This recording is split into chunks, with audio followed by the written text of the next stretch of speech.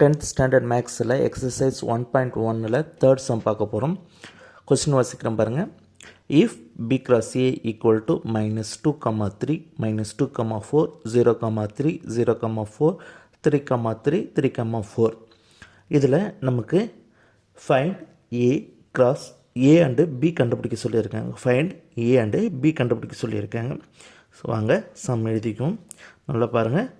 B into B cross A, B cross A Cartesian product.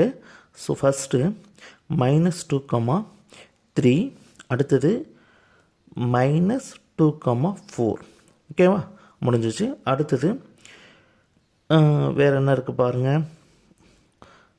0, 3 இது முடிஞ்சிருச்சு. இது முடிஞ்சது. 0, 3 அடுத்தது 0, 4 இதுவும் முடிஞ்சிருச்சு.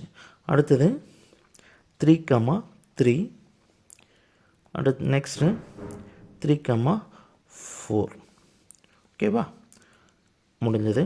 நம்ம அங்கே கொஸ்டினில் கொடுத்துருந்ததை அப்படியே எழுதிட்டோம். ஓகேங்களா.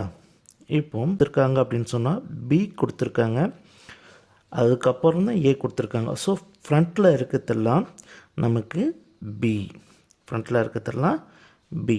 அப்போது பியோட வேல்யூ வந்து -2, 0, 3. அதாவது பார்த்திங்க அப்படின்னு சொன்னால் நமக்கு ஏ கொடுத்துருக்காங்க. ஏ பார்த்திங்கன்னா இதில் 3 இருக்குது, நெக்ஸ்ட்டு 4 இருக்குது. ஓகேங்களா, அப்படியே எழுதிக்கணும். எத்தனை 4 இருக்குதுன்றது முக்கியம் இல்லை, எத்தனை 3 இருக்குதுன்றது முக்கியம் இல்லை.